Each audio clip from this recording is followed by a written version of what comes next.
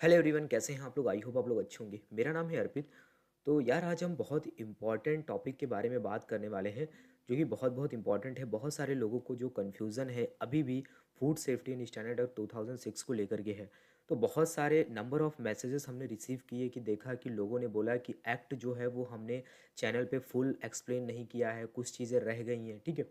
तो बहुत सारी चीज़ें हैं, उनके बारे में हम डिस्कशन करेंगे। और जैसे कुछ चैप्टर्स हैं जिसके बारे में हमने वीडियो नहीं बनाया है, तो उन सारी चीज़ों को आज हम इस वीडियो में देख लेंगे। इस वीडियो में हम फुल एक्ट को देखने वाले हैं, ठीक है। देखो यहाँ पर बहुत सारी चीज़ें हैं, तो सारी चीज़ों को हम डिस्कशन करेंगे। और जो लोग भी चैनल पर नए हो तो प्लीज़ यार चैनल को सब्सक्राइब कर देना, ठीक है। और यही यहाँ पे कहना है कि बहुत सारे लोगों को जो भी कन्फ्यूज़न है एक्ट को लेकर के, लोगों का कहना है कि जो बुक में है हमने एक्ट को पूरा एक्सप्लेन नहीं किया है। तो उसी बारे में आज हम डिस्कशन करने वाले हैं, ठीक है।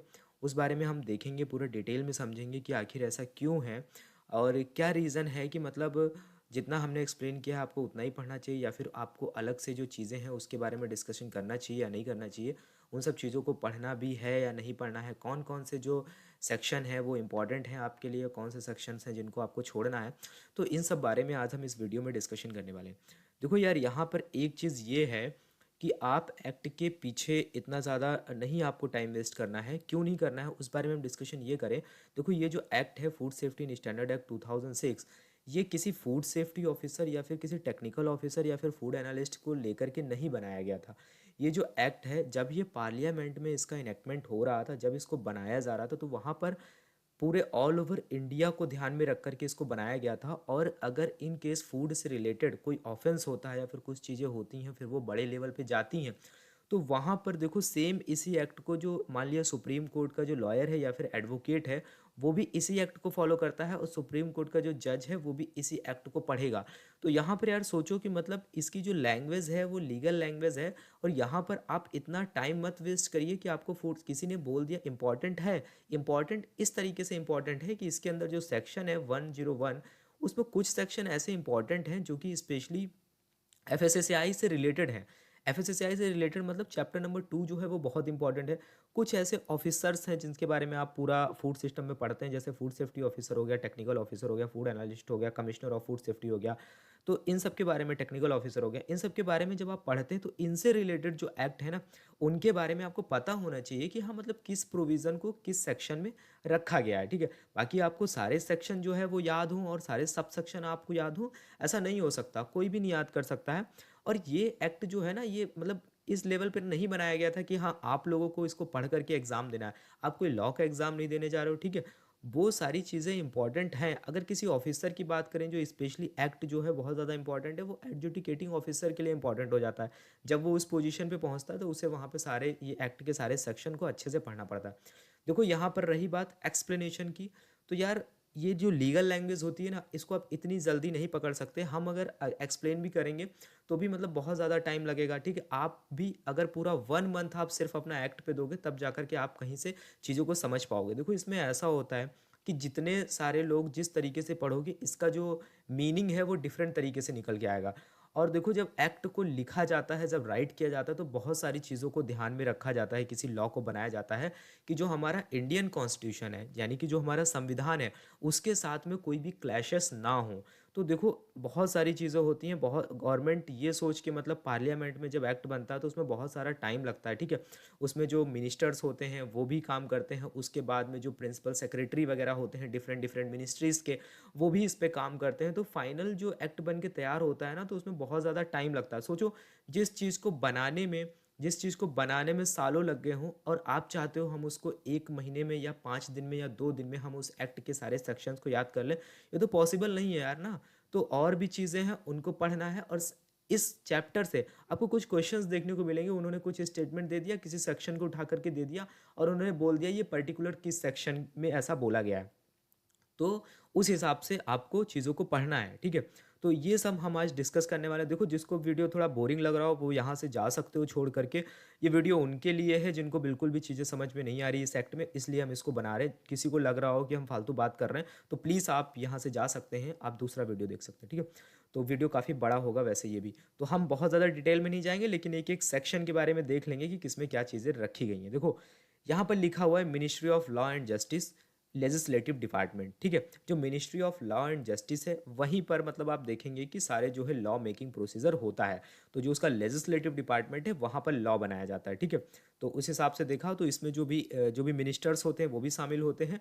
तो उन सबका रोल रहता है, डिफरेंट डिफरेंट जो पॉइंट्स होते हैं वो ऐड किए जाते हैं, फिर जा कर के एक ड्राफ्ट तैयार किया जाता है। फिर उस ड्राफ्ट को जब हम लेकर के आते हैं ना, तब मतलब लोकसभा राज्यसभा से जब वो पारित होता है तब एक वो लॉ बनता है।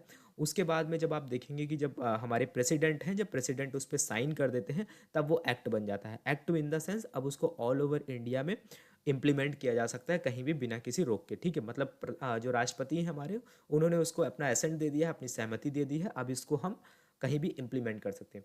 देखो यहाँ पर डेट लिखी है एक, न्यू दिल्ली द 24 अगस्त 2006।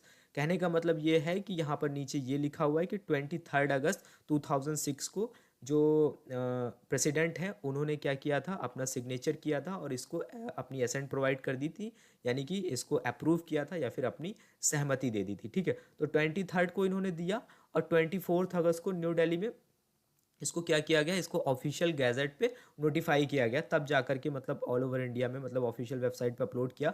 उस तरीके से ऑफिशियल गैजेट में इन्होंने नोटिफाई कब किया, 24 अगस्त 2006 को। तो ये सारी बातें हो गई कैसे क्या हुआ।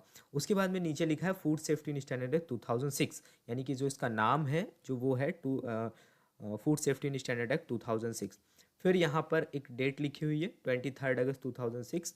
देखो यहाँ पर लिखा हुआ है an act to consolidate the law relating to food, यानी फूड से रिलेटेड जितने भी लॉ हैं वो सारे इस एक्ट में कंसोलिडेटेड हैं, ठीक है।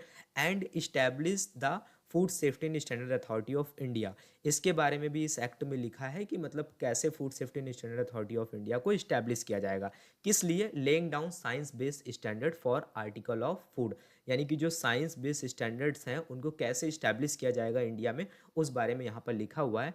And to regulate their manufacturer, उसके साथ ही साथ फूड को लेकर के कैसे उसको फूड को एनी आर्टिकल ऑफ फूड को कैसे रेगुलेट किया जाएगा। रेगुलेट में जैसे कि मैन्युफैक्चरिंग कैसे होगी, स्टोरेज कैसे होगा, डिस्ट्रीब्यूशन कैसे होगा, सेल इंपोर्ट के बारे में विशेष ध्यान रखा जाए कि कैसे चीज़ों को किया जाएगा, किस लिए, to ensure availability of safe and wholesome food, क्योंकि ये इंश्योर किया जा सके कि जो फूड है जो कंज्यूमर के ह्यूमन कंजम्पशन के लिए जो अवेलेबल है वो पूरी तरीके से जो है वो सेफ एंड होलसम है या नहीं है, ठीक है। उसके बाद में फिर आप आगे देखेंगे कि जो enacted by parliament in 17th year of Republic of India, इस डे को मतलब इस ईयर इसको इनेक्ट किया गया था, ठीक है। तो ये सारी बात हो गई इसके बारे में कुछ बेसिक, ठीक। अब हम आपको अगर इसका थोड़ा सा स्ट्रक्चर बताएं तो यहाँ पर जो हम बात करेंगे जो पूरा एक्ट है ये 12 चैप्टर में डिवाइडेड है, ठीक है।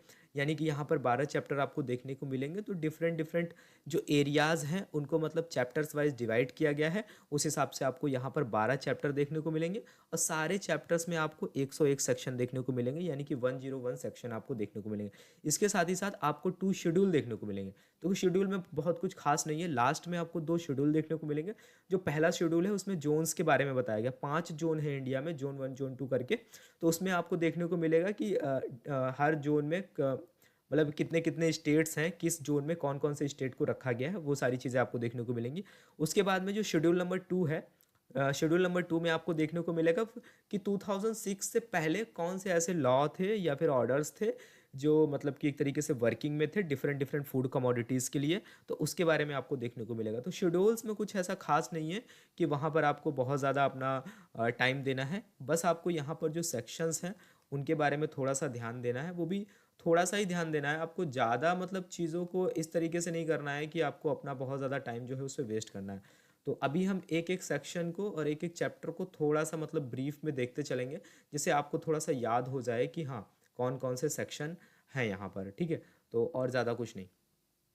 तो सबसे पहले बात करते हैं चैप्टर नंबर 1 की। तो चैप्टर नंबर 1 की बात करें तो चैप्टर नंबर 1 का जो नाम है वो है प्रीलिमिनरी, ठीक है। जो सबसे पहले जो चीज़ क्या है चैप्टर में वो है, जो उसमें देखेंगे जो पहला सेक्शन है उसमें दिया गया short title, extent and commencement. देखो इसमें ये है कि जो टाइटल है एक्ट का वो क्या होगा, food safety and standard act 2006। Extent का मतलब है कहाँ कहाँ ये लागू होगा, तो लिखा हुआ it extend to the whole of India. देखो जब उसके बाद में जो दिया गया है कमिटमेंट के बारे में कि मतलब कब ऐसे कैसे इसको किया गया, तो सेंट्रल गवर्नमेंट ने इसको नोटिफाई किया अपने गैजेट में, उसके बाद से ये लागू हो गया। उसके बाद में बात करते हैं हम सेक्शन नंबर 2 के बारे में। यहाँ पे लिखा हुआ है declaration as to expediency of control by the union. देखो यहाँ पे कहने का मतलब ये है कि ये भी इसमें डिक्लेयर किया गया था कि ये जो एक्ट है, ठीक है, उसके बाद में ये जो बॉडी बनेगी या फिर उससे रिलेटेड जो भी रेगुलेशंस होंगे वो यूनियन के कंट्रोल में होंगे। यूनियन की जब बात आती है ना हमारी कहीं पे भी, union in the sense central government की बात हो रही है, ठीक है। तो हमारे इंडिया में यूनियन वर्ड को रिप्रेजेंट करती है सेंट्रल गवर्नमेंट। तो it is here bye declare that it is expedient in the public interest that the union should take under its control the food industry। ठीक है, तो पूरी तरीके से आप देख रहे हैं जो FSSAI आज के टाइम पे है तो वो सेंट्रल गवर्नमेंट के अंडर में आता। तो पूरी तरीके से जो फूड का कंट्रोल ऑल ओवर इंडिया में है उस पर सेंट्रल गवर्नमेंट का कंट्रोल है, ना कि स्टेट गवर्नमेंट का। तो ये आपको याद रखना है, बस इतना ही याद रखना है आपको। उसके बाद में जो सेक्शन नंबर 3 है वहाँ पर आप देखेंगे कि कुछ डिफिनीशंस के बारे में बताया गया। कहने का मतलब ये है कि अगर आप अपने अपने तरीके से कोई डिफाइन करता है किसी भी डिफिनीशन को, तो ऐसा ना हो आगे चल के। तो अडल्ट्रेंट हो गया, एडवर्टाइजमेंट हो गया, चेयरपर्सन हो गया, तो इन सब के लिए मतलब ऑफिशियली क्या टर्म्स दिए गए हैं इस बारे में इस सेक्शन में बात करी गई है, ठीक है। तो इस पूरे सेक्शन को हम पिछले एक वीडियो में डिस्कस कर चुके हैं सारा, तो यहाँ पर एक एक चीज़ को डिस्कस करने की ज़रूरत नहीं है। अब हम चलते हैं अपने सेक्शन नंबर 4 के बारे में। तो सेक्शन नंबर 4 जो स्टार्ट होता है वो चैप्टर नंबर 2 में आ जाता है। तो चैप्टर नंबर 2 जो है वो है food safety and standard authority of India यानी कि FSSAI, ठीक है। तो सेक्शन नंबर जो 4 है उसमें कह रहा है कि establishment of food safety and standard authority of India के बारे में बताया गया है। तो ये आपको सेक्शन याद रखना है कि जो food safety and standard authority of India है वो किस सेक्शन के अंडर में उसका इस्टेब्लिशमेंट हुआ है, ठीक है। तो वो कौन सा सेक्शन है, सेक्शन नंबर 4 है food safety and standard act 2006 का, ठीक है।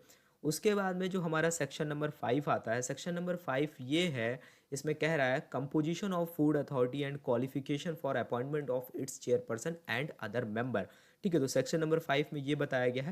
देखो अभी जो हम चैप्टर नंबर 2 को देख रहे हैं ना, इसको आप ध्यान से सुनना, आपको सारे सेक्शन कोशिश करना कि आपको याद रहें। नहीं याद होते तो आप बार बार चीज़ों को रिवाइज करो, ठीक है। एक बार आपको परेशान नहीं होना है कि अगर आपको चीज़ें नहीं याद हो रही हैं, ठीक, किसी को नहीं याद होती इतनी जल्दी। तो सेक्शन नंबर 5 की अगर बात करें तो यहाँ पर है कंपोजिशन ऑफ फूड अथॉरिटी, यानी कि जो फूड अथॉरिटी है उसका कंपोजिशन क्या होगा एंड क्वालिफिकेशन क्या होगी, जो जैसे कि चेयरपर्सन है या फिर जो अदर मेंबर्स हैं उनको अपॉइंट किया जाएगा। हमने पिछले वीडियोस में बात करी थी, यहाँ पर 23 मेंबर होते हैं टोटल। एक तो 22 मेंबर्स होते हैं, इसके साथ ही साथ एक चेयरपर्सन होता है, तो टोटल अगर बात करें तो 23 होते हैं, ठीक है। तो यहाँ पर इस बारे में बात करी गई है कि उनकी क्वालिफिकेशंस वगैरह क्या होंगी। तो ये हो गया हमारा सेक्शन नंबर 5। अब सेक्शन नंबर 6 की अगर बात करें तो यहाँ पर कह रहा है सेक्शन 6 में ये लिखा है selection committee for selection of chairperson and member of food authority.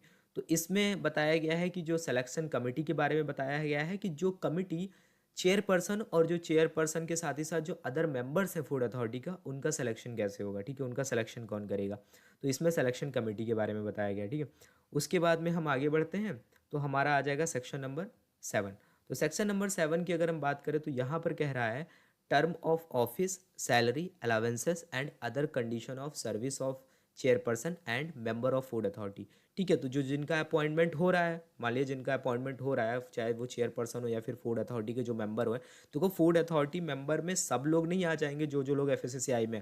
हमने जो बात करी थी 22 मेंबर्स, उन्हीं की बात हो रही है अभी। तो उनका जो टर्म ऑफ ऑफिस क्या होगा, कहने का मतलब है उनको कितने टाइम के लिए अपॉइंट किया जा रहा है। उसके बाद में देखा जाएगा कि उनकी सैलरी क्या देनी है, या फिर उसके साथ ही साथ जो अलावेंसेस होते हैं, अदर अलावेंसेस, वो क्या रहेंगे। तो इन सारी चीज़ों का जो भी चीज़ें हैं उसका जो रखी जाएंगी चीज़ें, जो भी डिस्कशन है वो इस सेक्शन के अकॉर्डिंग है, ठीक है। उसके बाद में आगे हम बात करें तो सेक्शन नंबर 8 आ जाता है हमारा। सेक्शन नंबर 8 की बात करें तो यहाँ पर लिखा हुआ है removal of chairperson and member of food authority. भाई सबका अपॉइंटमेंट कर लिया, अब सबको सैलरी के बारे में भी सेक्शन नंबर 7 में बता दिया। अब इन केस अगर ऐसा होता है कि उनको रिमूव करना पड़ जाए, कुछ ऐसा वो कर देते हैं, ठीक है, तो वहाँ पर रिमूवल ऑफ चेयरपर्सन को ऐसे तो नहीं हटा देंगे जैसे नॉर्मल किसी कंपनी में होता है कि आपने किसी को रेस्टिकेट कर दिया, फायर कर दिया, ठीक है, कैसे भी कर दिया, टर्मिनेट कर दिया, जो भी चीज़ें होती है ना उस तरीके से तो यहाँ पर नहीं होगा। तो उसके लिए एक प्रॉपर प्रोसीजर है। तो removal of chairperson and other member of food authority कैसे किया जाएगा, ठीक है, तो वो सेक्शन नंबर 8 में बताया गया, ठीक है। सेक्शन नंबर 9 की अगर बात करें तो यहाँ पर है officers and other employees of food authority. तो इसमें जो ऑफिसर्स हैं जैसे कि food safety officer, technical officer, food analyst हो गया, तो इन सारे लोगों के बारे में सेक्शन नंबर 9 में बात करी गई है। तो officers and other employees of food authority के बारे में यहाँ पर डिस्कशन किया गया है सेक्शन नंबर 9 में। तो आई होप आपको अभी जो है वो सेक्शंस जो हैं वो धीरे धीरे थोड़ा थोड़ा याद हो रहे होंगे। उसके बाद में सेक्शन नंबर 10 की अगर बात करें तो यहाँ पर है function of the chief executive officer. तो इनके लिए आपको याद रखना है 10।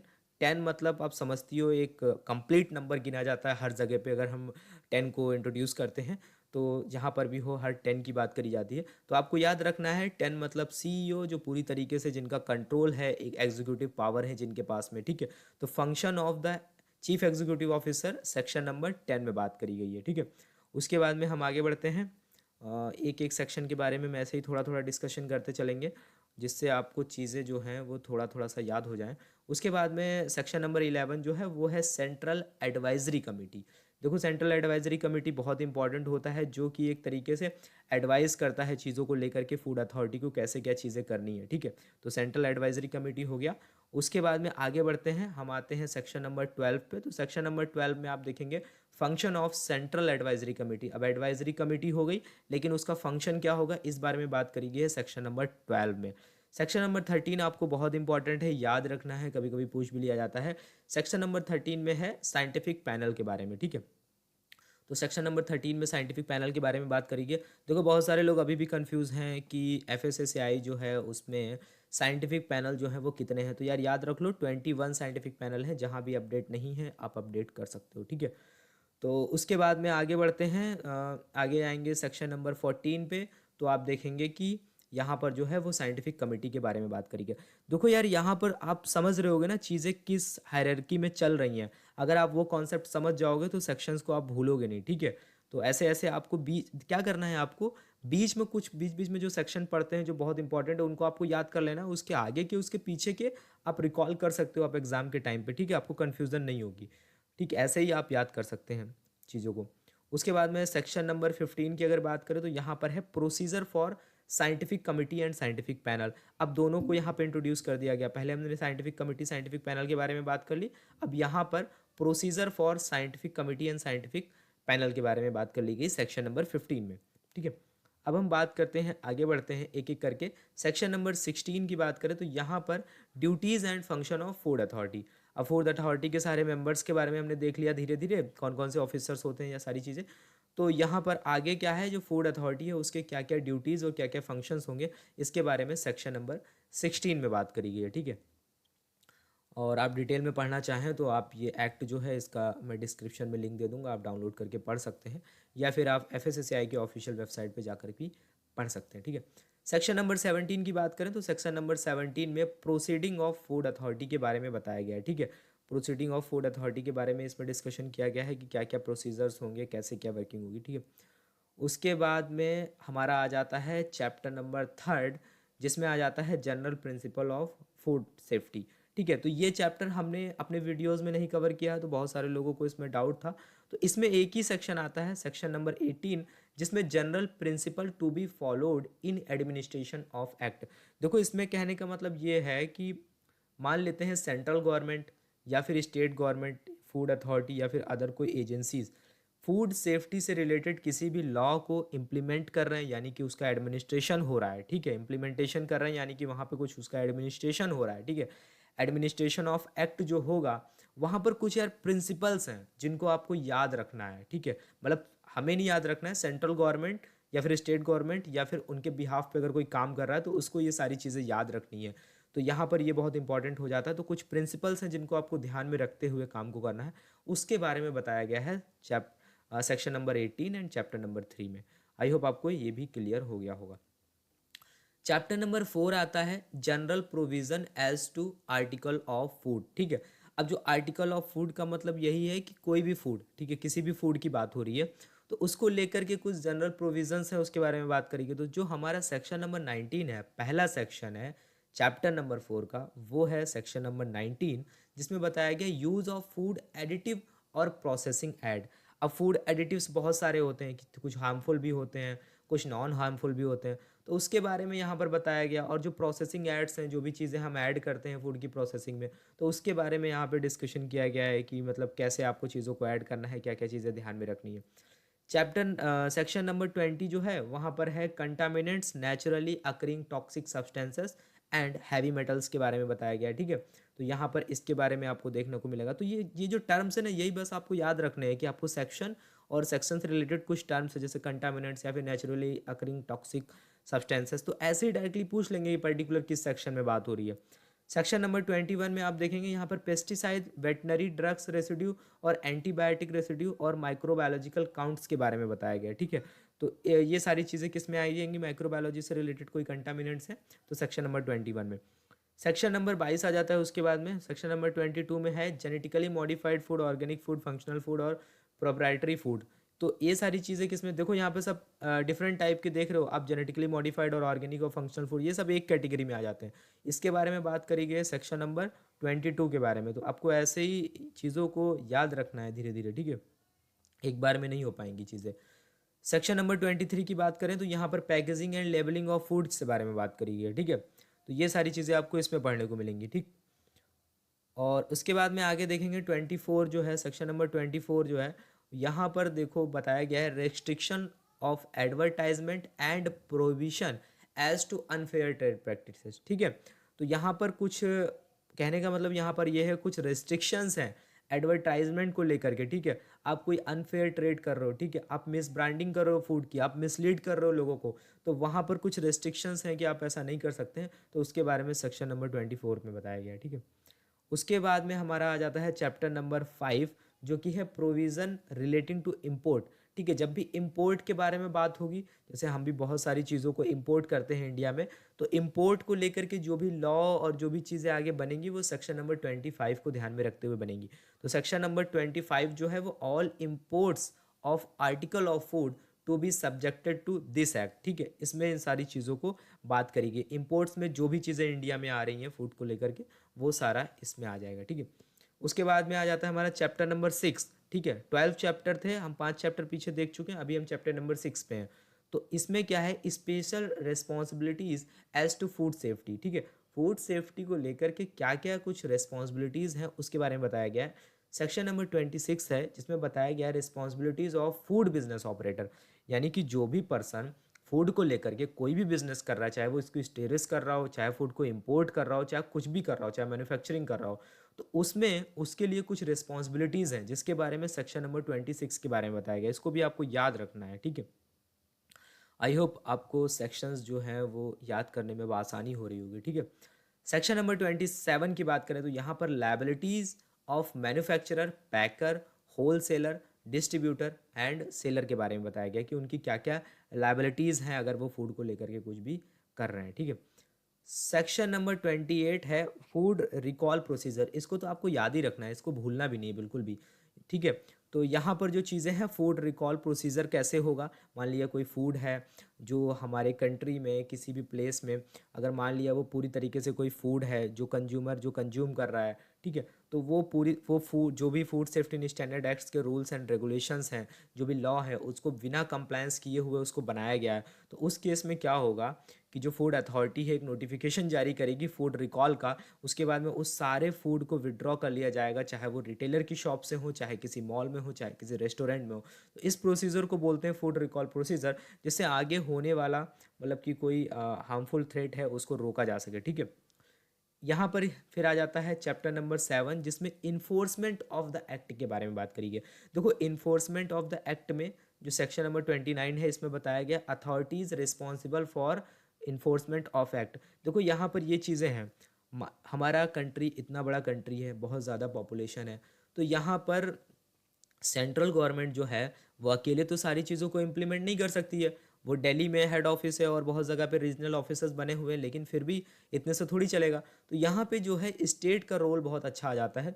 स्टेट फूड अथॉरिटी क्या करते हैं, state food authority on the behalf of FSSAI काम करते हैं। और वहाँ पर वो क्या करेंगे, एक तरीके से जो भी अपने ऑफिसर्स होते हैं वो अपॉइंट करते हैं, state food safety officer, commissioner होता है, ठीक है, डेजिग्नेटेड ऑफिसर होता है। तो वो सारे क्या करते हैं, काम करते हैं, और उस तरीके से एक इकोसिस्टम बना करके सेंट्रल और स्टेट गवर्नमेंट तब जा कर के वो फूड को पूरे इंडिया में रेगुलेट करते हैं। तो ये चीज़ें आपको ध्यान रखनी है। तो इन्फोर्समेंट ऑफ द एक्ट की जब बात आती है तो वहाँ पर स्टेट फूड अथॉरिटी का बहुत बड़ा रोल आ जाता है। तो ये स्टेट फूड अथॉरिटी के बारे में जब भी पूछा जाएगा तो आपको सेक्शन नंबर 29 और इस चैप्टर के बारे में आपको अच्छे से पढ़ना है, चैप्टर नंबर 7 के बारे में, ठीक है। चीज़ें कहीं अलग से नहीं है इसमें। उसके बाद में देखेंगे कि जो सेक्शन नंबर 30 है वहाँ पर commissioner of food safety of the state के बारे में बताया गया, ठीक है। तो आपको पता है, और बहुत सारे लोग ये पूछते हैं कि जैसे मान लेते हैं हम food as a food safety officer join कर लेते हैं या फिर कुछ भी, तो हमको commissioner of food safety state बनने में कितना टाइम लगेगा। तो मेरा आंसर ये है कि आप कभी नहीं बन पाएंगे, ठीक है। क्योंकि जो commissioner of food safety of the state होता है वो एक आईएएस ऑफिसर होता है, ठीक है। वहाँ पर आप फूड सेफ्टी ऑफिसर बन के जा रहे हैं, ठीक है, आपके पास टेक्निकल क्वालिफिकेशन है, लेकिन आप commissioner of food safety officer तभी बन पाते हैं वहाँ पे एक सीनियर आईएएस ऑफिसर होता है। मतलब जब वो कुछ टाइम के लिए अपने एज आ डिस्ट्रिक्ट मजिस्ट्रेट या फिर एज आ कलेक्टर जो है सर्व करते हैं कंट्री को या फिर किसी डिस्ट्रिक्ट को, स्टेट को। उसके बाद में क्या होता है कि स्टेट गवर्नमेंट या सेंट्रल गवर्नमेंट उसको अपॉइंट करती है, ठीक है, उसको as a commissioner of food safety appoint करती है, वो उस पूरे स्टेट का वो हेड होता है, ठीक है। तो यहाँ पर कोई भी डायरेक्ट रिक्रूटमेंट नहीं होता है, ना ही आप प्रमोशन से जाते हैं, ठीक है। प्रमोशन से जाता कौन है, एक आईएएस ऑफिसर होता है, वो जाता है, ठीक है। तो आप देखेंगे कि जो बड़ी बड़ी अथॉरिटी हैं जहाँ भी हैं वहाँ पे सारे आईएएस ऑफिसर्स होते हैं, ठीक है। उसके बाद में हम आगे बढ़ते हैं, एक एक सेक्शन के बारे में देखें। तो सेक्शन नंबर 31 की अगर बात करें तो यहाँ पर है licensing and registration of food business. तो licensing and registration of food business के बारे में सेक्शन नंबर 31 के बारे में बात की गई है कि कैसे आप कैसे लाइसेंसिंग के लिए अप्लाई करना है फूड बिजनेस ऑपरेटर्स को, उन सारी चीज़ों के, और उसमें designated officer food safety officer का क्या रोल होता है, वो सारी चीज़ें आपको यहाँ पर देखने को मिलेंगी। उसके बाद में 32 पे आ जाता है इम्प्रूवमेंट नोटिस। इसके बारे में हम डिटेल में समझ चुके हैं। तो डेजिग्नेटेड ऑफिसर जो होता है वो इसके लिए रिस्पॉन्सिबल होता है। तो डेजिग्नेटेड ऑफिसर क्या करता है, वो इम्प्रूवमेंट नोटिस को इशू कर सकता है। मान लिया अगर कोई फूड बिजनेस ऑपरेटर है जो भी फूड को लेकर के जो भी रूल्स हैं उसको कंप्लायंस नहीं करता है, उनका कंप्लायंस अगर नहीं करता है तो वहाँ पर ये इम्प्रूवमेंट नोटिस इशू कर सकता है डेजिग्नेटेड ऑफिसर। उसके बाद भी अगर वो चीज़ों को नहीं करता है तो दोबारा में उसका जो लाइसेंस है वो कैंसिल भी किया जा सकता है, ठीक है। तो ये सारी जो पावर्स होती हैं वो डेजिग्नेटेड ऑफिसर के पास होती है। उसके अब हम बात करते हैं सेक्शन नंबर 33 के बारे में, जो कि है प्रोविजन ऑर्डर्स के बारे में। तो यहाँ पर देखो लिखा हुआ है कि पहले हमने डिस्कशन किया था इसके बारे में, लेकिन अभी भी बहुत सारे लोगों को कन्फ्यूजन है। यहाँ पर लिखा हुआ है any food business operator is convicted of an offence under this act, ठीक है।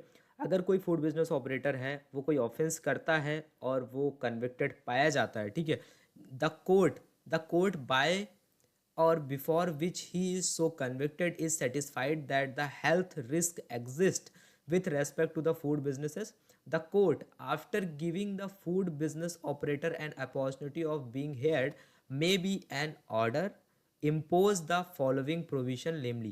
देखो यहाँ पर ये बात हो रही है कि अगर मान लिया कोई फूड बिजनेस ऑपरेटर है वो कन्विक्टेड पाया जाता है, कोई भी ऑफेंस करता है, तो वहाँ पर जो कोर्ट है एक प्रोविजन ऑर्डर को इशू कर सकता है, ठीक है। उस प्रोविजन ऑर्डर में वो क्या क्या कर सकता है, किस किस चीज़ों को रेस्ट्रिक्ट कर सकता है, वो चीज़ें यहाँ पर आगे बताई गई हैं कि क्या क्या प्रोविजंस होंगे। देखो यहाँ पर जो कोर्ट की बात हो रही है, बहुत सारे लोग, तो ये वो सिविल कोर्ट नहीं है जैसे आप और हमारे किसी डिस्ट्रिक्ट में या फिर स्टेट में जो कोर्ट्स होते हैं, ये वो कोर्ट नहीं है। यहाँ पर जो बात हो रही है वो ट्रिब्यूनल के बारे में बात हो रही है। ट्रिब्यूनल क्या होते हैं, ट्रिब्यूनल एक स्पेशल टाइप ऑफ कोर्ट्स बोल सकते हैं जहाँ पर किसी स्पेशल टाइप ऑफ जो भी मामले होते हैं उनको सुलझाने के लिए वहाँ पर काम किया जाता है, ठीक है।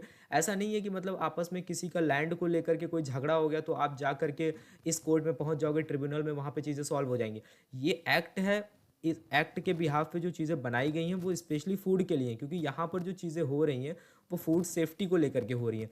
तो यहाँ पर जो कोर्ट होंगे, जो ट्रिब्यूनल्स होंगे, वो स्पेशल टाइप ऑफ मैटर्स को सॉल्व करने के लिए होंगे, यानी कि फूड से रिलेटेड जो चीज़ें होंगी। तो यहाँ पर जो कन्फ्यूज़न है उसको आपको दूर करना है। और यहाँ पर जो मेन ऑफिसर होता है वो एडजुडिकेटिंग ऑफिसर होता है, ठीक है। तो जो जो यहाँ पर निर्णय लेता है, यानी कि जो भी डिसीजंस लेता है, तो यहाँ पर जो जज वगैरह होते हैं वो भी अलग होते हैं, ठीक है। अलग इन द सेंस मतलब क्वालिफिकेशन उनकी सेम होती है, लेकिन उनका वर्क एरिया वर्क जो होता है वो अलग होता है, ठीक है। तो ये सारी चीज़ें आपको याद रखनी है।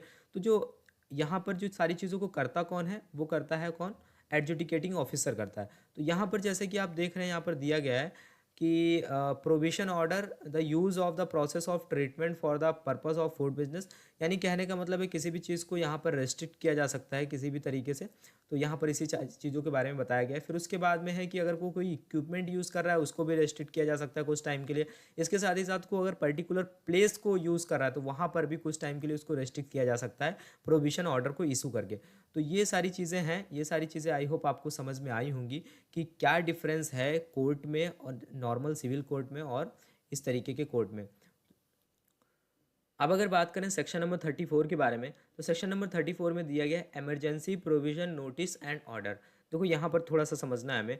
तो यहाँ पर लिखा हुआ है emergency provision notice and order, ठीक है। तो यहाँ पर पढ़ते हैं थोड़ा। If the designated officer is satisfied that the health risk condition exist with respect to any food business, ठीक है, he may after a notice served on the food business operators, ठीक है, applied to the commissioner of food safety for imposing the prohibition, ठीक है। तो यहाँ पर कहने का मतलब ये है कि मान लेते हैं कि कोई इमरजेंसी है, ठीक है, कोई इमरजेंसी केस हो जाता है, ठीक है, देखने को मिलता है। तो जो पर्टिकुलर डिस्ट्रिक्ट होता है उस डिस्ट्रिक्ट के लिए, डिस्ट्रिक्ट में अगर कहें सबसे बड़ा फूड को लेकर के ऑफिसर कौन होता है, तो वो होता है डेजिग्नेटेड ऑफिसर।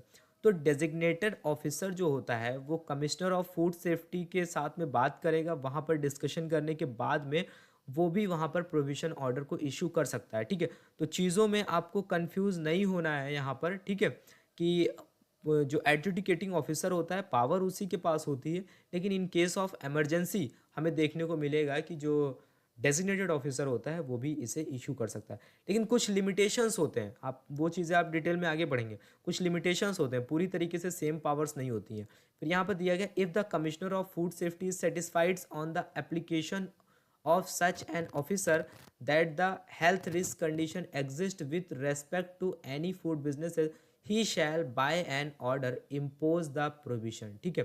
तो कहने का मतलब है कि दोनों लोग ही इन सारी चीज़ों को देखते हैं, एक अकेले डिसीजन नहीं लेता है डेजिग्नेटेड ऑफिसर यहाँ पर, ठीक है। उसके बाद में प्रोविजन ऑर्डर को क्या करेंगे, इम्पोज कर देंगे। उसके बाद में यहाँ पर बात करें तो सेक्शन नंबर 35 की अगर बात करें तो यहाँ पर नोटिफिकेशन ऑफ फूड पॉइजनिंग के बारे में बताया गया।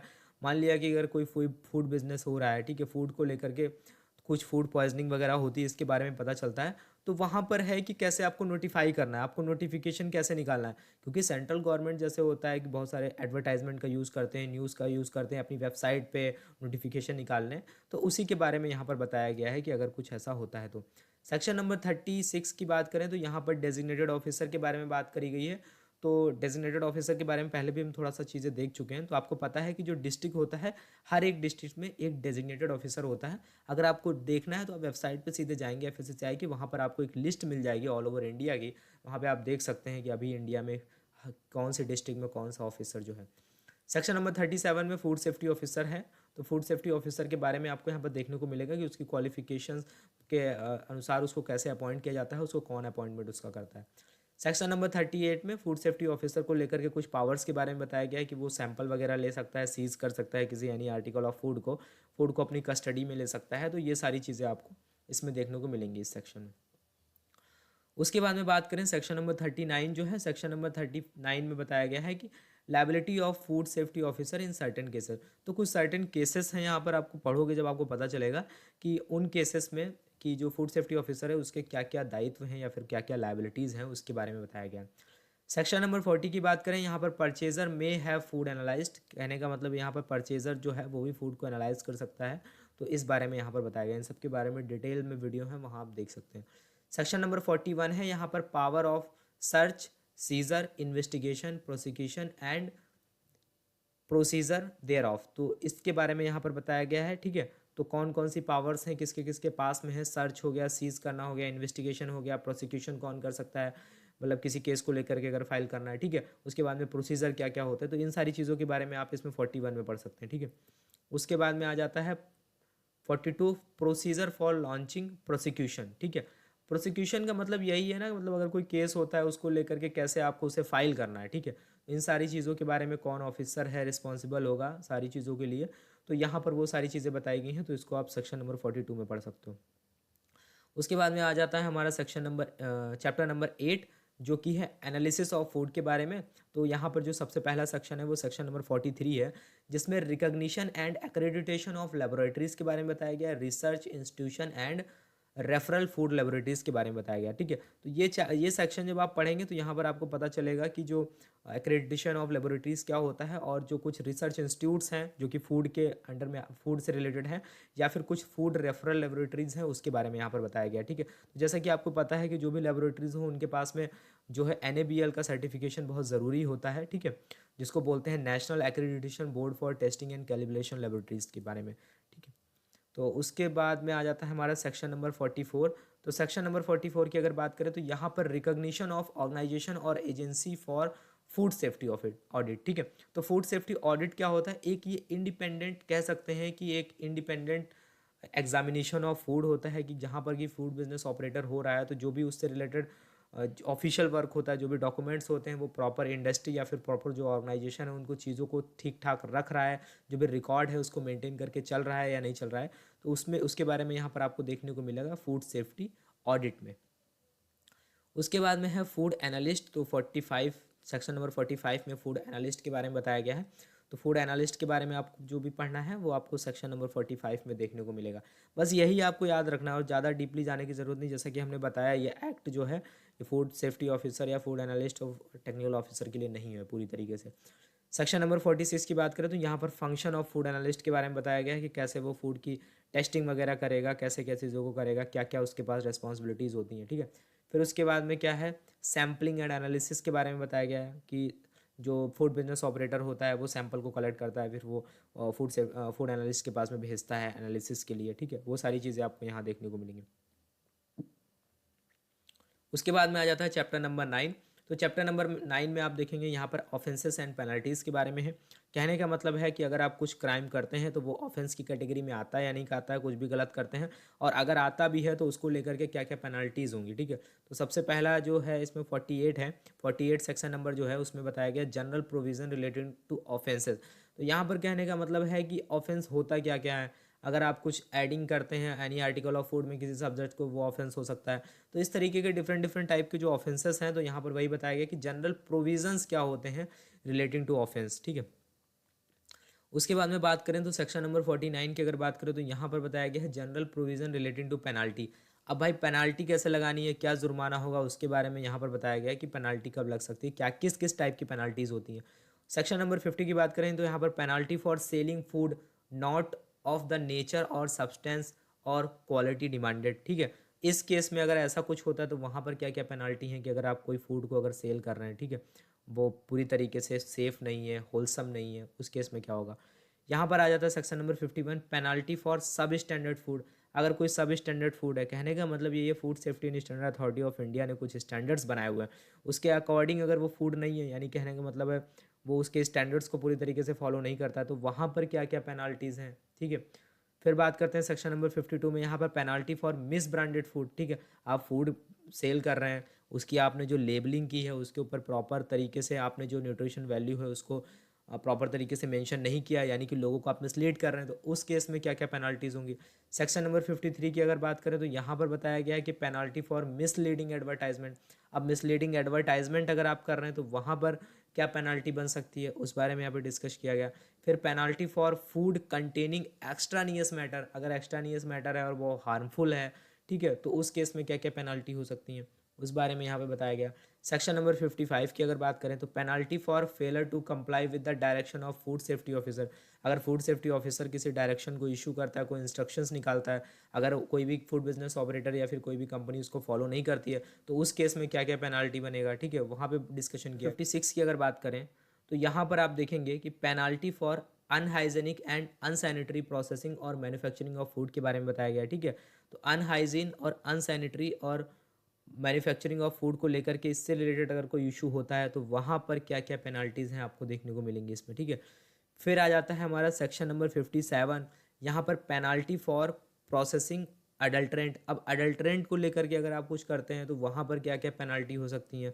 अगर कोई हार्मफुल है तो उसके लिए ज़्यादा होगी, अगर मॉडरेट लेवल का अगर कोई एडिटिव्स आप यूज़ कर रहे हैं तो वहाँ पर कुछ कम होगी। ठीक है, उसके बाद में यहाँ आ जाता है 58 सेक्शन नंबर 58 में आप देखेंगे penalty for contravention for which no specific penalty is provided. ठीक है, यहाँ कहने का मतलब ये है कि अगर आप कुछ क्राइम करते हैं, कुछ भी होता है, तो वहाँ पर अगर मान लिया कि कोई स्पेसिफिक पेनल्टी वहाँ पर अगर मतलब किस केस में नहीं आता है, कोई स्पेसिफिक केस नहीं आता जिसके बारे में ऊपर डिस्कशन कर चुके हैं, तो उस केस में जो भी पेनल्टी बनती है वो क्या बनेगी। ठीक है, अगर किसी कैटेगरी में वो नहीं आता है, कुछ डिफरेंट कैटेगरी में, अदर की कैटेगरी में। उसके बाद में यहाँ पर क्या है, पनिशमेंट फॉर अनसेफ फूड। अगर फूड जो है वो अनसेफ फूड अगर आप कोई डिस्ट्रीब्यूट कर रहे हैं, सेल कर रहे हैं, स्टोर कर रहे हैं, तो उस केस में पनिशमेंट क्या बनता है, तो उसके बारे में सेक्शन नंबर 59 में बताया गया। सेक्शन नंबर 60 की अगर बात करें तो सेक्शन नंबर 60 के बारे में आप देखेंगे तो यहाँ पर है punishment for interfering with seize item. देखो मान लिया कोई फूड सेफ्टी ऑफिसर है, क्योंकि वही जो है वो सीज करता है किसी फूड आर्टिकल को। ठीक है, उस केस में अगर कोई जाके वहाँ पर इंटरफेयर करता है, ठीक है, उसका काम ठीक से नहीं करने देता है, तो उस केस में क्या पनिशमेंट बन सकता है, इस बारे में बताया गया। उसके बाद सेक्शन नंबर 61 की बात करें तो यहाँ पर पनिशमेंट फॉर फॉल्स इन्फॉर्मेशन, यानी कि कोई भी पर्सन अगर कोई फॉल्स इन्फॉर्मेशन देता है तो उस केस में उसको क्या क्या पेनल्टी बन सकती है, उस बारे में यहाँ। उसके बाद में सेक्शन नंबर 62 की अगर बात करें तो यहाँ पर दिया गया है पनिशमेंट फॉर ऑब्स्ट्रक्टिंग और इम्पर्सोनेटिंग आ फूड सेफ्टी ऑफिसर। कहने का मतलब यहाँ पर यह है कि अगर फूड सेफ्टी ऑफिसर कोई काम करता है, अगर आप वहाँ पर कोई बाधा डालते हैं, कोई अड़चन डालते हैं, ठीक है, उस केस में। और इसके साथ ही साथ इम्पर्सोनेटिंग का मतलब ये है कि फूड सेफ्टी ऑफिसर के बिहाफ पे आप कुछ काम करते हैं। कहने का मतलब है कि आप ऐसा कुछ काम करते हो फूड सेफ्टी ऑफिसर के नाम पे। ठीक है, बहुत सारी चीज़ें होती हैं, बहुत सारे लोग पकड़े जाते हैं फेक फूड सेफ्टी ऑफिसर, जबकि उनके पास में ना कोई लाइसेंसिंग होती है, ना उनके पास कोई अथॉरिटी होती है। तो बहुत सारी चीज़ें होती हैं, बहुत सारी दुकान शॉप पे या फिर किसी रेस्टोरेंट में, कंपनी में वो रेड डालते हैं और फूड सेफ्टी ऑफिसर के नाम पे पैसा वगैरह कलेक्ट करते हैं। तो उस केस में क्या क्या पनिशमेंट, क्या क्या पेनल्टी हो सकती है अगर कोई कैंडिडेट पकड़ा जाता है, तो इस बारे में यहाँ पर बताया गया। ठीक है, उसके बाद में आप देखेंगे जो सेक्शन नंबर 63 है, यहाँ पर आपको देखने को मिलेगा punishment for carrying out a business without licence. कहने का मतलब है अगर कोई आप बिजनेस रन कर रहे हैं और आपके पास लाइसेंस नहीं है, तो उस केस में आपको क्या क्या पनिशमेंट हो सकती है, इस बारे में बताया गया। उसके बाद में आप देखेंगे कि सेक्शन नंबर 64 में पनिशमेंट फॉर सब्सिक्वेंट ऑफेंसेस। ठीक है, अब उसको लेकर के और क्या क्या ऑफेंसेस हो सकते हैं, तो इसके बारे में आपको देखने को मिलेगा। कहने का मतलब if any person after having been previously convicted of an offence punishable under this act. ठीक है, कहने का मतलब आप पहले भी पकड़े जा चुके हैं, उसके बाद भी आप नहीं सुधरे, उसके बाद अगर आप कुछ करते हैं तो उस केस में क्या पनिशमेंट हो सकता है, तो बहुत ज़्यादा होगा, पहले वाला तो नहीं रहेगा। ठीक है, अगर दोबारा से अगर आप सेम चीज़ को अगर रिपीट करते हैं तो। यहाँ पर सेक्शन नंबर 65 में बताया गया है compensation in case injury of death of consumer. ठीक है, मान लिया कि कोई कंज्यूमर है, अगर उसकी डेथ हो जाती है, उस केस में क्या कंपनसेशन होगा। ठीक है, अगर इंजरी होती है तब तो जो कंज्यूमर था कंपनसेशन उसे ही मिलेगा। इन केस ऑफ अगर डेथ हो जाती है तो जो भी उसके बिहाफ पे अगर कोई भी फाइल कर रहा है, जो भी विक्टिम है, यहाँ पर क्या बोला है, पे कंपनसेशन टू द विक्टिम और लीगल रिप्रेजेंटेटिव। ठीक है, तो उसका जो रिप्रेजेंटेटिव है उसको मिलेगा या फिर विक्टिम को मिलेगा। तो कहने का मतलब यहाँ पर ये है कि कंपनसेशन या तो उसे दिया जाएगा अगर वो उसको कोई इंजरी हुई है, अगर उसकी डेथ हो जाती है तो फिर उसके लिए उसकी जगह पे उसके बिहाफ पे किसको दिया जाएगा। तो यहाँ पर ये चीज़ें हैं। ठीक है, उसके बाद में आप देखेंगे कि जो सेक्शन नंबर 66 है, यहाँ पर है ऑफेंसेस बाय कंपनीज। अगर कुछ कंपनीज़ हैं वो कुछ भी अगर ऑफेंस करती हैं तो उस केस में उनके लिए क्या क्या पेनल्टी के प्रोविज़न है, उस बारे में यहाँ पर डिस्कशन किया गया है। ठीक है, सेक्शन नंबर 67 की अगर बात करें तो यहाँ पर पूछ बोल रहा है penalty for contravention of provision of this act in case of import of article of food to be addition to penalties provided under any other act.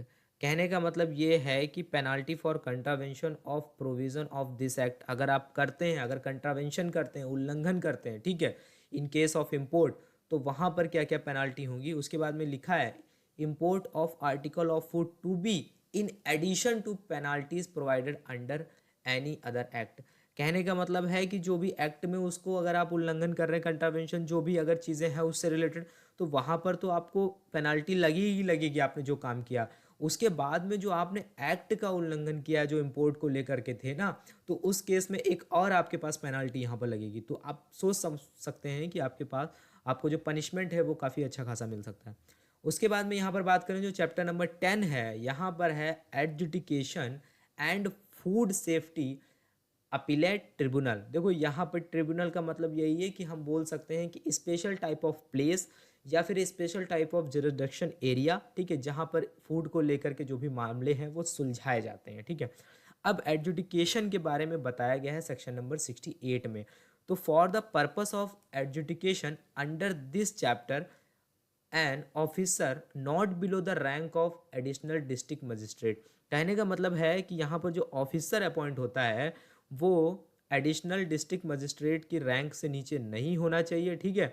Of the where the alleged offense is committed shall be notified by the central government state government as the adjudicating officer for adjudication in the manner as may prescribed by the central government। तो आपको बस इतना याद रखना है कि जो adjudication होता है वो क्या होता है, एक प्रोसेस समझ सकते हो जहाँ पर फूड से रिलेटेड मामले जो हैं उनको सुलझाया जाता है, ठीक है। तो वहाँ पर जो मेन एक ऑफिसर जो रोल प्ले करता है वो होता है एडजुडिकेटिंग ऑफिसर। और वो जो एडजुडिकेटिंग ऑफिसर होता है जो उसका रैंक होता है, तो इससे आप ये अंदाज़ा लगा सकते हो कि यहाँ पर अगर आपको एडजुडिकेटिंग ऑफिसर बनना है तो आप डायरेक्टली नहीं बन सकते, ठीक है। तो बहुत सारे जो मजिस्ट्रेट वगैरह होते हैं उन्हीं को यहाँ पर अपॉइंट किया जाता है, तो उनकी जो उसकी जो रैंक होती है वो not below the additional district magistrate होनी चाहिए, ठीक है। तो ये आपको यहाँ पर चीज़ें याद रखनी है, ठीक है। उसके बाद में सेक्शन नंबर 69 की बात करें, यहाँ पर पावर टू कंपाउंड ऑफेंसेस के बारे में बताया गया है, ठीक है। उसके बाद में आगे बढ़ेंगे तो सेक्शन नंबर 70 की बात करें तो यहाँ पर establishment of food safety appellate tribunal के बारे में बताया गया है, ठीक है। तो यहाँ पर बताया गया कि जो फूड इस्टेब्लिशमेंट ऑफ होगा ट्रिब्यूनल का वो कैसे होगा फूड सेफ्टी से रिलेटेड, तो उस बारे में यहाँ पर बताया गया है, ठीक है। तो आप देख सकते हैं। उसके बाद में सेक्शन नंबर 71 की अगर बात करें, देखो आपको सिर्फ सेक्शन याद रखने हैं, आपको सब सेक्शन के बारे में ज़्यादा नहीं जाना डिटेल में। 71 में बताया गया procedure and power of the tribunal. अब जो ट्रिब्यूनल है उसके पास में क्या क्या पावर्स हैं, ठीक है। मतलब एक लिमिटेड एरिया होता है ना कि अगर कोई चीज़ बहुत ज़्यादा बड़े लेवल की नहीं है तब तो ट्रिब्यूनल में सॉल्व हो जाएगी। अब बहुत बड़े बड़े केस होंगे, ठीक है, ठीक है, तो फिर चीज़ें हाई कोर्ट तक जाती हैं, फिर उसके बाद में सुप्रीम कोर्ट तक भी जाती हैं चीज़ें। तो ये सारी चीज़ें होती हैं बाय प्रोसीजर होती हैं, वरना आप देखेंगे वैसे ही हमारे इंडिया में कितने केसेस पेंडिंग पड़े रहते हैं जिनका सॉल्यूशन नहीं निकल पाता है। तो अब छोटे छोटे केसेस को लेकर के हम अगर हाई कोर्ट सुप्रीम कोर्ट जाने लगेंगे तो कैसी चीज़ें हो पाएंगी। उसके बाद में बात करते हैं सेक्शन नंबर 72 के बारे में। यहाँ पर है civil court not to have jurisdiction, ठीक है। तो यहाँ पर लिखा हुआ है no civil court shall have jurisdiction to entertain any suit or proceeding in respect of any matter which an adjudicating officer or tribunal is empowered by or under this act. देखो ये लाइन सब कुछ clear कर देती है, जितना सारा confusion था अभी पीछे ना कि मतलब बहुत सारे कमेंट्स देखे और बहुत सारे लोग मतलब कन्फ्यूज़न में थे। यहाँ पर साफ साफ लिख दिया गया है कि जो सिविल कोर्ट है ना उसके पास में जुरिस्डिक्शन नहीं है कि आप किसी भी चीज़ को सॉल्व करने के लिए आप वहाँ पर सूट फाइल कर देते हैं, वहाँ पर अगर आप अपील करते हैं, ठीक है, ऐसा नहीं है। तो जो मतलब फूड से रिलेटेड फूड सेफ्टी से रिलेटेड जो चीज़ें हैं वो जुरिस्डिक्शन जो अपीलेट ट्रिब्यूनल है उसके अंडर में चीज़ें आएंगी, ठीक है। तो यहाँ पर सिविल कोर्ट के पास में वो पावर नहीं है। अच्छे से डिटेल में पढ़ना आप एक्ट को तो और अच्छे से समझ में आएगा, लेकिन अभी आपको बहुत ज़्यादा टाइम नहीं वेस्ट करना है। उसके बाद में बात करते हैं सेक्शन नंबर 73, तो power of court to try cases summarily. तो इसको बस आपको याद रखना है, यहाँ पर और भी चीज़ें आ जाएंगी, कुछ जो चीज़ें हैं जो नॉर्मल स्पेशल कोर्ट के अंडर में नहीं आती हैं, फिर उसको कैसे सॉल्व किया जाएगा और भी एरियाज़ में। तो उसके बारे में बस आपको याद रखना है, सेक्शन ज़्यादा डिटेल में नहीं जाना है, आपके काम का नहीं है सारी चीज़ें। सेक्शन नंबर 74 की बात करें तो यहाँ पर special court and public prosecutor के बारे में बताया गया है, ठीक है। उसके बाद में आप देखेंगे कि आगे जब आप जाएंगे तो यहाँ पर सेक्शन नंबर 75 जो है power to transfer cases to regular court, ठीक है। अब यहाँ पर क्या है कि मान लिया कोई केस है जो स्पेशल कोर्ट में सॉल्व नहीं होता तो उसको बाद में उसको रेगुलर कोर्ट में अगर ट्रांसफ़र करना है तो उसके लिए क्या किसके पास पावर है, कौन कर सकता है, ये सारी चीज़ें। 76 में बताया गया अपील। अपील कैसे करना है आपको अगर आपके साथ कुछ गलत होता है, किसी के साथ में कुछ होता है।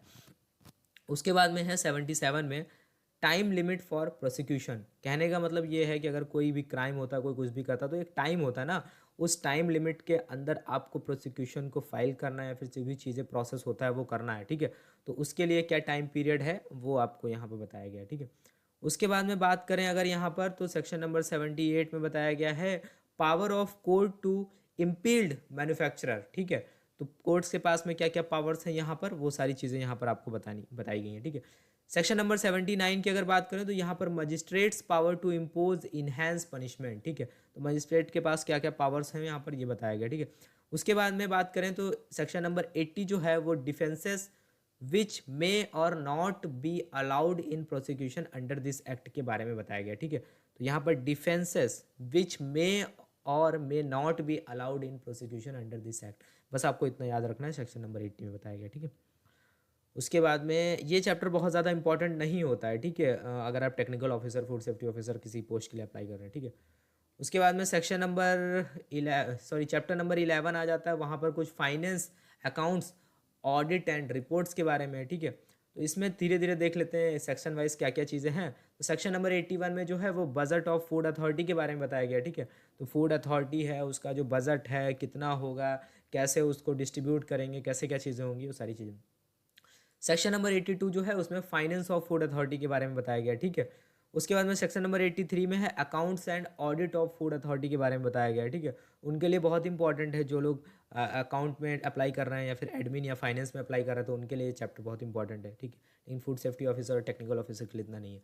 सेक्शन नंबर 84 की बात करें तो यहाँ पर है annual report of food authority के बारे में। ठीक है, तो फूड अथॉरिटी जो है आपने देखा होगा, FSSAI जो है वो एनुअल रिपोर्ट्स अपनी निकालता है। ठीक है, हर साल की, तो उसके बारे में, अब हर फाइनेंशियल ईयर की, उसके बारे में यहाँ पर दिया गया।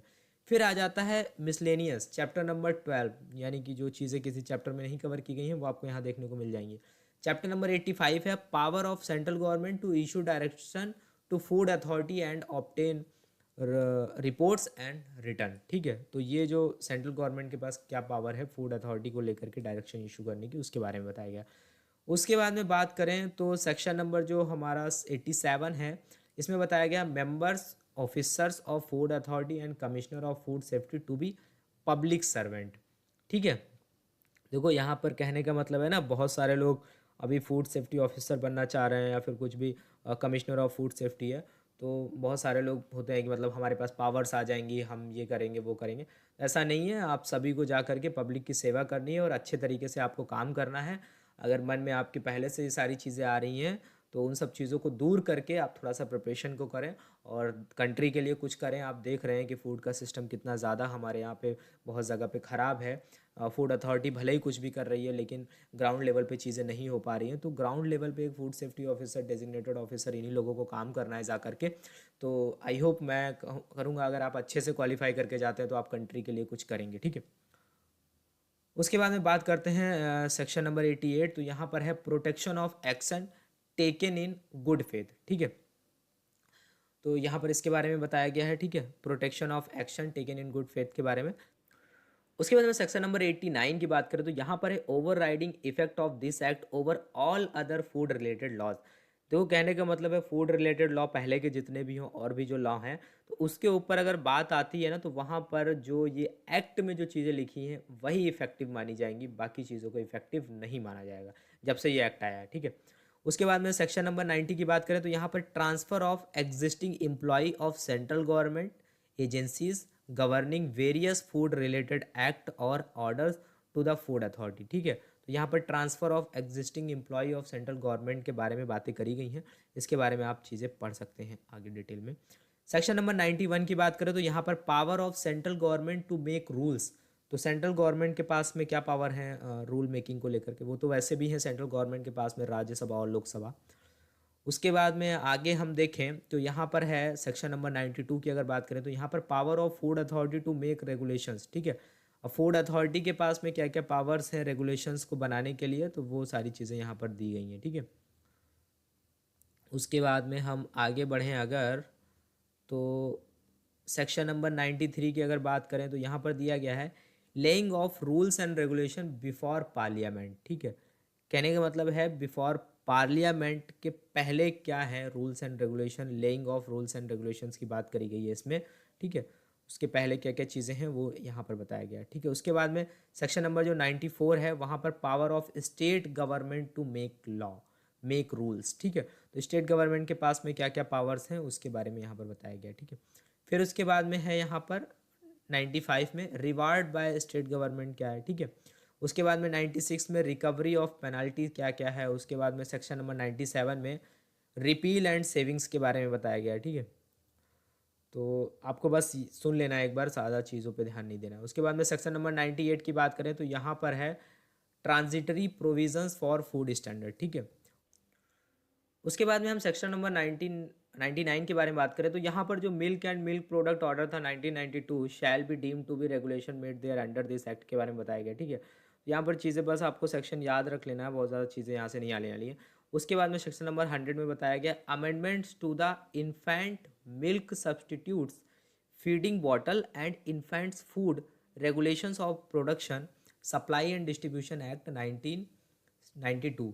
तो सारी चीज़ें आप देखेंगे कि सारी चीज़ों को इसी एक्ट में इंट्रोड्यूस कर दिया गया कहीं पे, तो अभी आप देखेंगे कि सारी चीज़ें आपको अलग देखने को नहीं मिलेंगी।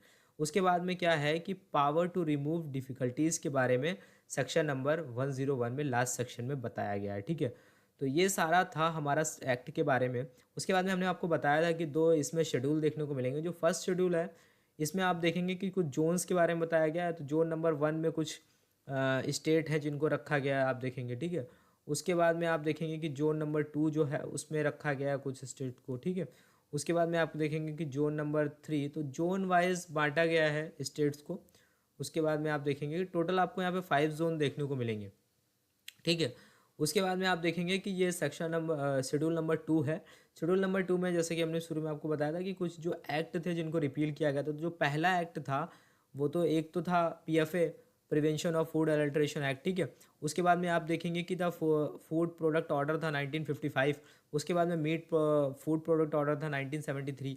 उसके बाद में वेजिटेबल ऑयल प्रोडक्ट ऑर्डर था 1947। उसके बाद में देखो यहाँ पे बहुत सारे लोगों को कन्फ्यूज़न है कि वो 1988 है, तो वो 88 नहीं है, वो एडिबल ऑयल पैकेजिंग ऑर्डर्स जो है वो 1998 है, ठीक है। 88 ना होके 1998 है। उसके बाद में the solvent extraction oil and deoiled meat and edible flour order जो है वो 1967। उसके बाद में आप देखेंगे जो milk and milk product order 1992। उसके बाद में देखेंगे any other order issued under the essential commodities 1995। तो ये सारे देखेंगे जिनको रिपील कर दिया गया था। उसके बाद में 2006 एक्ट को बनाया गया था। तो ये सारी चीज़ें आपको थोड़ा सा याद रखेंगे, बस जो इंपॉर्टेंट क्वेश्चंस आते हैं जहाँ से। बाकी बहुत सारी चीज़ें जो एक्ट में हमने देखी, सारे सेक्शन को आप एकदम अच्छे से नहीं याद करना है आपको।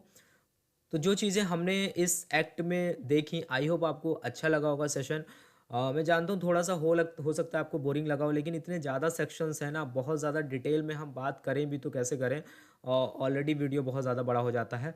तो अगर आपको नहीं भी समझ में आया तो एक बार आप इसका सॉफ्ट कॉपी का जो है हार्ड कॉपी निकलवा करके आप अपने पास रखें इस एक्ट को, और जब भी आपको मन करे इसको धीरे धीरे देखते चलें और चीज़ें आपको समझ में आने लगेंगी। बहुत ज़्यादा आपको डीपली जाने की वैसे भी ज़रूरत नहीं है, आपको बस जो सेक्शंस हैं उनको याद रखना है। बाकी जैसा कि हमने बताया, ये जो एक्ट है ये फूड सेफ्टी ऑफिसर और टेक्निकल ऑफिसर के देख करके नहीं बनाया गया था। ये एक्ट जो है ये बहुत मतलब आप देखेंगे कि जो भी एडवोकेट है वो भी इसी एक्ट को पढ़ते हैं जब चीज़ें आती हैं सामने, और जो एक कोर्ट में जो जज होता है उसे भी इसी एक्ट को पढ़ना पड़ता है। तो बहुत सारी चीज़ें हैं, तो बहुत डिटेल्ड वे में इसको एक लीगल लैंग्वेज में लिखा गया है। तो आई होप आपको चीज़ें जो हैं वो समझ में आई होंगी। इससे थोड़ा सा भी अगर आपको हेल्प मिली है तो प्लीज़ यार वीडियो को लाइक करना मत भूलना, और चैनल पे नए हो तो चैनल को सब्सक्राइब कर देना और वीडियो को शेयर करना मत भूलना। तब तक के लिए thank you, have a nice day, मिलते हैं नेक्स्ट वीडियो में।